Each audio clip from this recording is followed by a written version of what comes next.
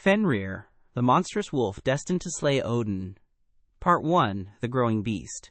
How do you raise a wolf of doom?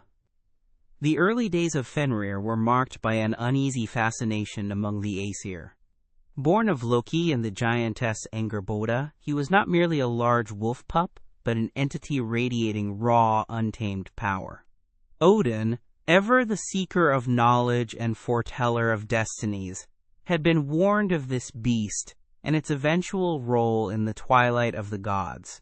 Yet, instead of immediate destruction, a strange form of guardianship was chosen, a decision that would haunt them. The Aesir brought the cub to Asgard, a place of light and order, in a misguided attempt to control what was inherently uncontrollable. They believed they could influence its growth, perhaps even tame the beast that prophecy decreed would bring about their doom.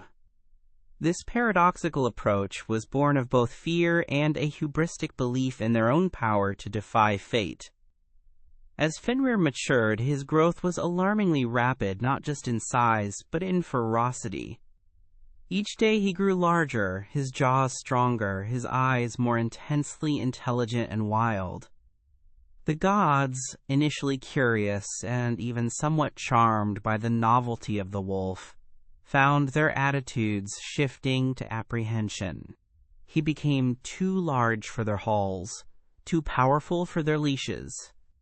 Only Tyr, the brave and honorable god of war, dared to approach Fenrir, to feed him, to try and bridge the chasm between divine order and primordial chaos. This solitary act of courage set Tyr apart, distinguishing him as the only one willing to face the growing danger directly, though even his strength and resolve were tested daily by the wolf's escalating might. The other gods recoiled, their initial strategy of observation turning into a desperate search for a solution to a problem they themselves had fostered within their midst. The concern among the Aesir escalated into outright fear. Fenrir's massive form began to cast a literal and metaphorical shadow over Asgard. His howls echoed with an ancient, hungry sound, and his eyes, once merely wild, now seemed to hold a calculating intelligence that unnerved even the bravest gods. They convened in secret, their discussions fraught with tension, recognizing that their attempts at peaceful coexistence had failed spectacularly. The wolf had not been tamed. Instead, it had grown into a formidable predator, its immense power unchecked and its potential for destruction becoming terrifyingly clear.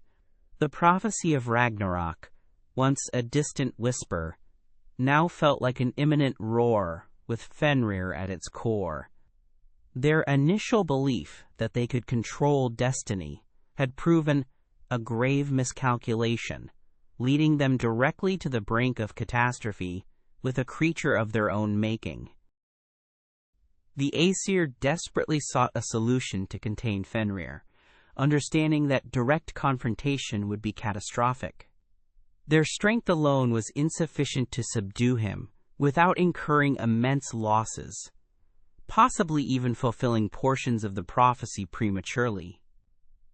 They crafted powerful chains, each stronger than the last, attempting to bind the wolf under the guise of tests of strength.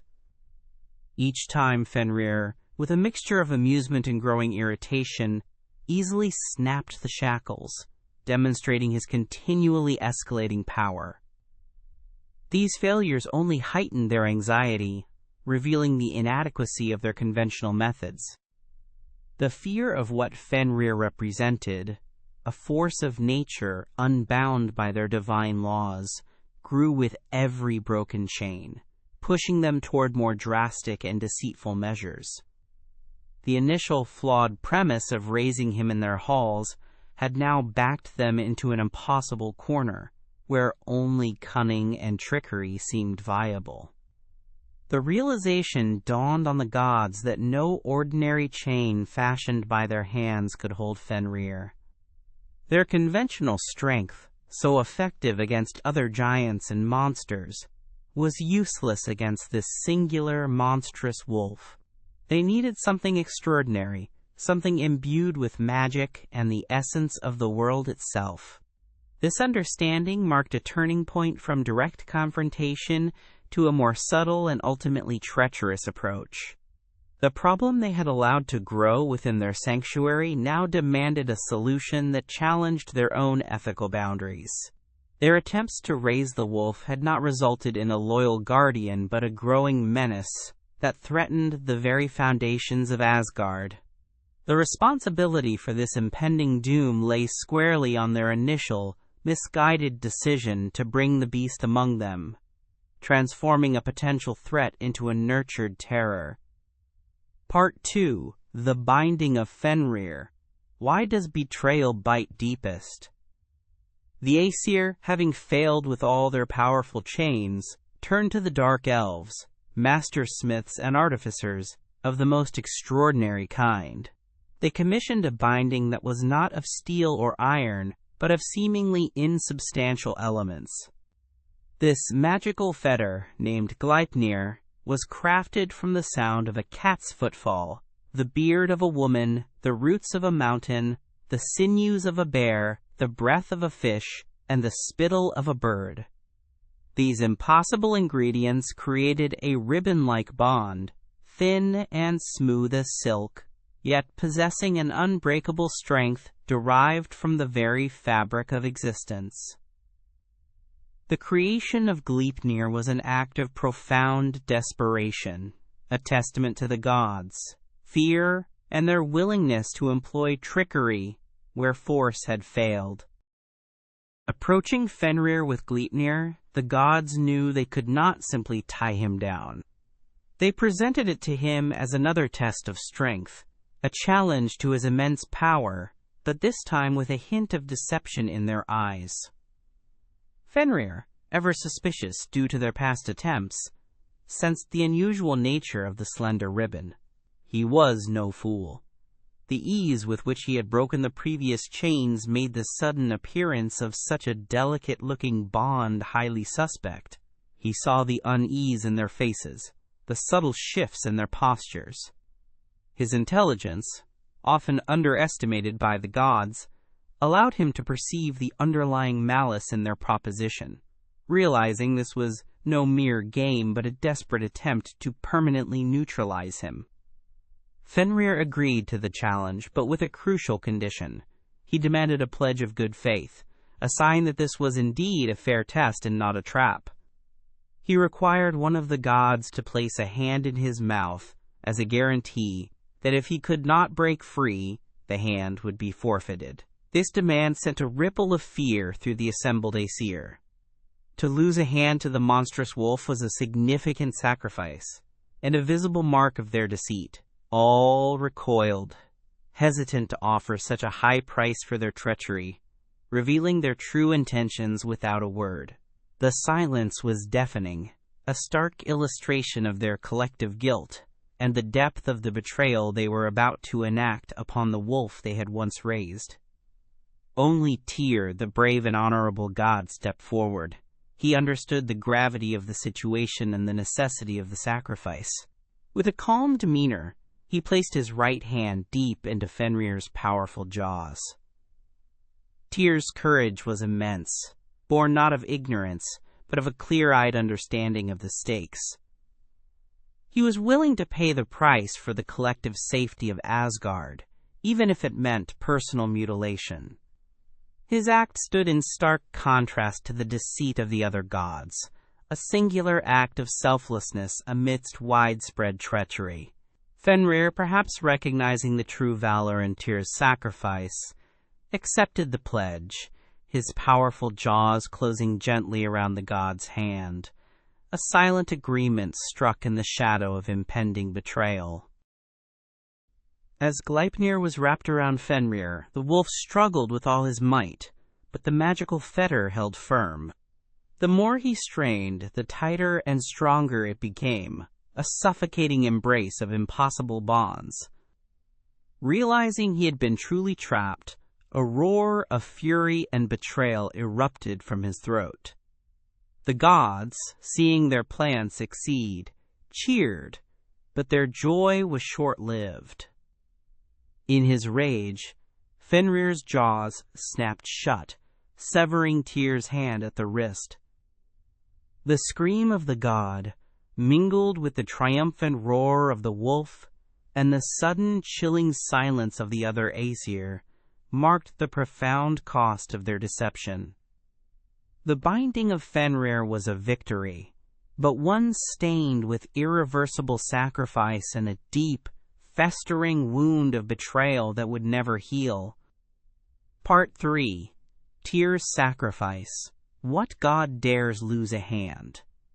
Tyr's act of placing his hand in Fenrir's mouth was a moment of singular courage among the Aesir. While the other gods plotted and feared, Tyr alone stepped forward, fully aware of the dire consequences. He was not blinded by hubris or self-preservation. Instead, he made a conscious choice to sacrifice for the greater good of Asgard. His decision was rooted in a deep sense of duty and honor, qualities that truly defined him as the god of war and justice. This selflessness set him apart, highlighting the moral compromise made by the other gods, who were willing to deceive but not to pay the personal price. Tyr understood that some battles required more than just physical strength. They demanded an unwavering commitment to principle, even in the face of certain loss. The loss of Tyr's hand was a brutal, visceral reminder of the immense power Fenrir wielded and the high cost of the gods' treachery. It was not merely a physical wound, but a symbolic one, marking Tyr forever as the god who paid the price for others, fear and deception. The pain was immense, yet Tyr bore it with stoic resolve, never regretting his decision.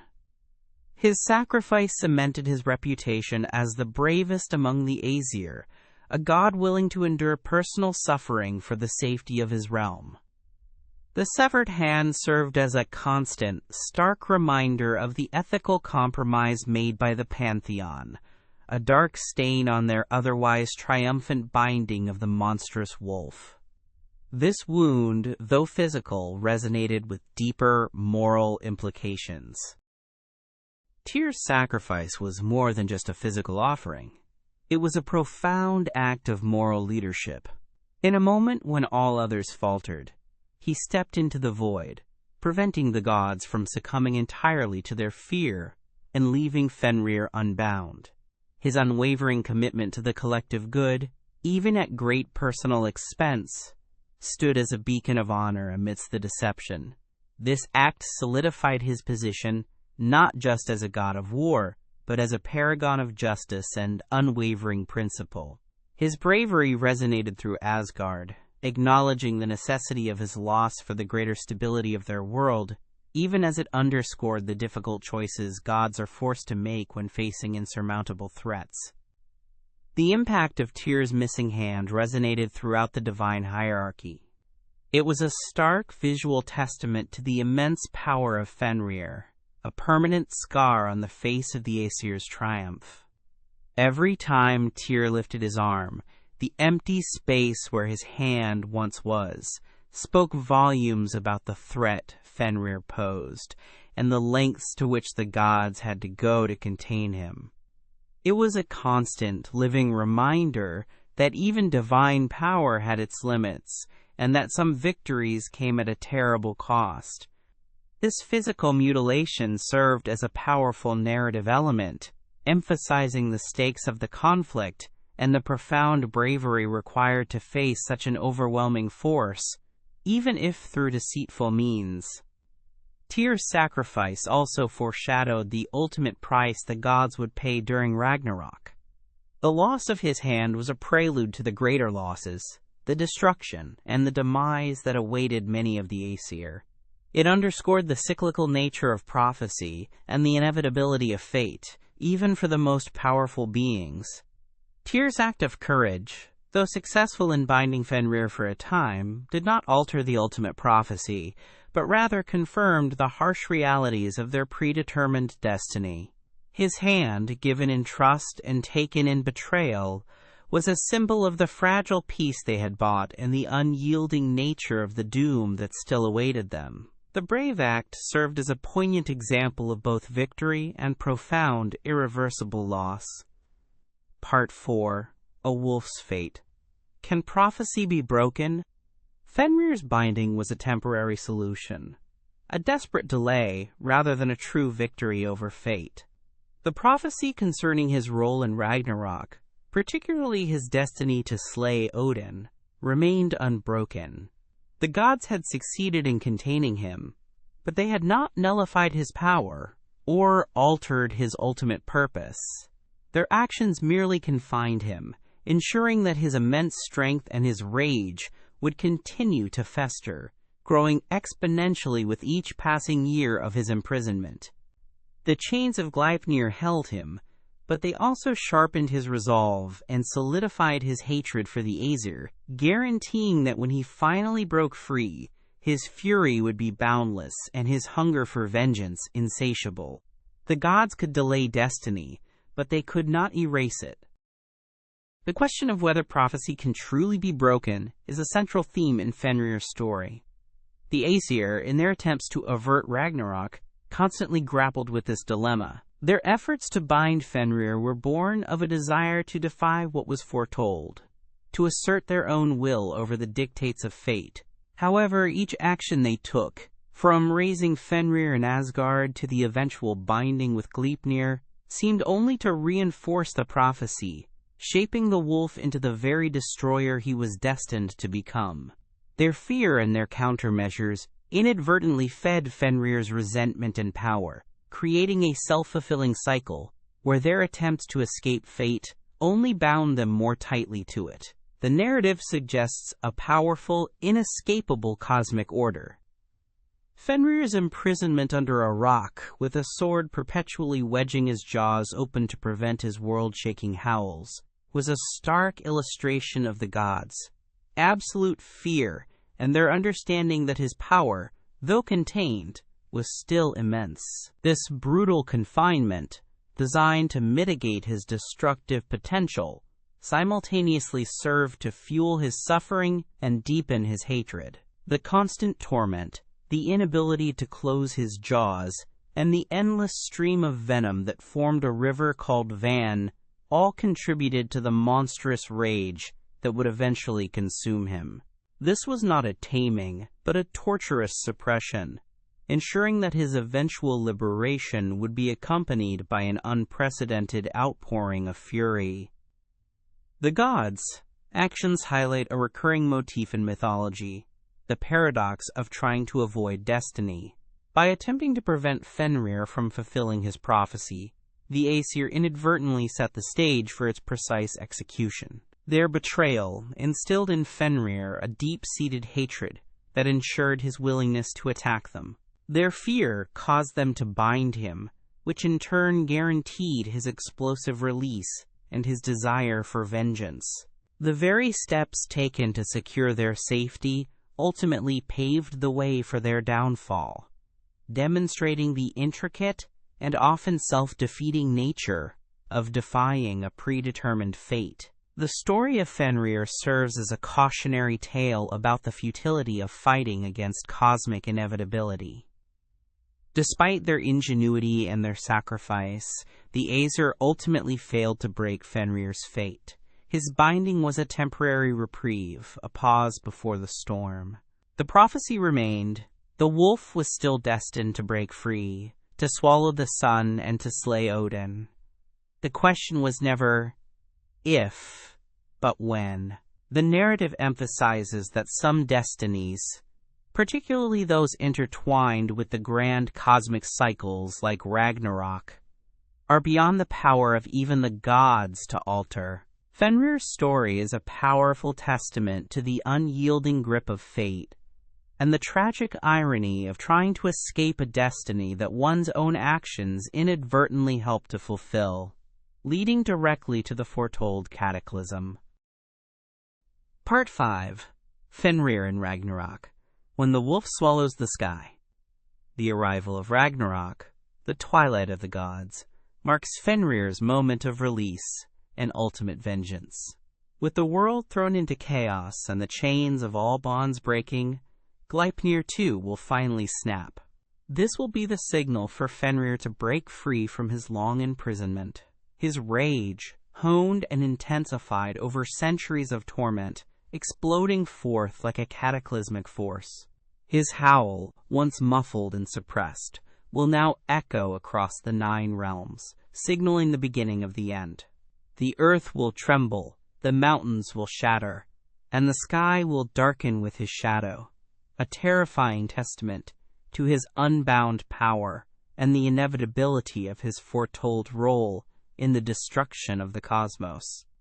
Upon his release, Fenrir will be a creature of unimaginable size and ferocity, his jaws so wide they will stretch from heaven to earth. His rampage will be indiscriminate, a force of pure, destructive chaos unleashed upon the world that had imprisoned him. He will stalk the land, his hunger immense, his power unparalleled, a primal force of nature unleashed. The sun itself will not be safe from his maw. As prophecy dictates, he will swallow the celestial body, plunging the world into eternal darkness and chilling cold. This act of cosmic consumption symbolizes the complete inversion of order, the extinguishing of light and hope, marking the ultimate triumph of the monstrous wolf over the forces of creation and life. Fenrir's most significant act in Ragnarok will be his direct confrontation with Odin, the Allfather, the very god who oversaw his initial care and subsequent betrayal and imprisonment. This battle is the culmination of centuries of prophecy and animosity. Odin, mounted on his mighty steed Sleipnir, will ride forth to meet the monstrous wolf, a desperate attempt to defend his realm and perhaps defy his personal destiny. However, Fenrir, fueled by an ancient unyielding hatred, will prove to be too powerful. Their clash will be epic, a titanic struggle between the embodiment of cosmic order and the unleashed force of chaos, destined to end in tragedy. The prophecy is clear. Fenrir will ultimately overpower and devour Odin. This is the moment when the ancient predictions come to pass, fulfilling the terrible destiny that has loomed over the Aesir for so long. The Allfather, the wisest and most powerful of the gods, will fall, swallowed whole by the monstrous wolf. This act signifies not just a personal defeat for Odin, but a seismic shift in the cosmic balance, the ultimate victory of chaos over order, and a definitive marker of the end of the old world. The demise of Odin at Fenrir's jaws is perhaps the most shocking and impactful event of Ragnarok, symbolizing the complete overturning of the established divine order. However, Fenrir's triumph will be short-lived. Odin's son, Vidar, the silent god, will avenge his father.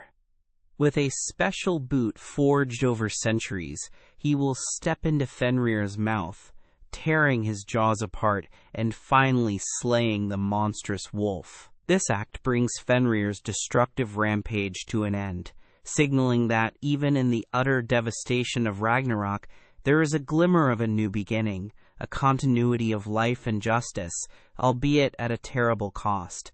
Fenrir's role, though destructive, is essential to the cycle of death and rebirth, ensuring that even after the ultimate chaos, the world can eventually be renewed and rebuilt. Part 6. Wolves in Myth. Friend, guardian, or monster. Wolves hold a complex and often contradictory position across global mythologies, frequently embodying dualistic roles as both destructive forces and benevolent guardians. In Norse mythology, this duality is starkly represented by Fenrir, the ultimate monster, and Geri and Freki, Odin's loyal wolf companions who represent fierce loyalty and companionship. This contrast highlights the multifaceted perception of wolves, reflecting humanity's own complex relationship with the wild. They are seen as embodiments of untamed nature, capable of both great savagery and deep devotion, making them powerful symbols that resonate across different cultures and belief systems. Their liminal status, existing on the fringes of human civilization, contributes to their potent symbolism. Beyond Fenrir, Norse mythology also features the Skoll and Hati, wolves who chase the sun and moon respectively, eventually destined to swallow them during Ragnarok. These wolves are not necessarily evil, but rather agents of cosmic fate, fulfilling their predetermined roles in the unfolding of time. They represent the inexorable forces of nature, and the cyclical destruction necessary for renewal. This portrayal adds another layer to the wolf's symbolic meaning, moving beyond simple good or evil to a more profound understanding of their role in the grand tapestry of creation and destruction, highlighting their primal connection to the very rhythm of the universe. In many Native American traditions, the wolf is often revered as a teacher, a pathfinder, and a symbol of loyalty, intelligence, and strong community bonds. They are seen as wise spirits, guides in the wilderness, and protectors of their families. Stories depict wolves as having deep spiritual wisdom, offering guidance to humans, and embodying traits like courage and perseverance. This perspective stands in stark contrast to the monstrous image of Fenrir, showcasing a cultural appreciation for the wolf's natural instincts and social structures. These narratives emphasize a harmonious relationship with nature, where the wolf is respected as an integral part of the ecosystem, not an antagonist to be feared.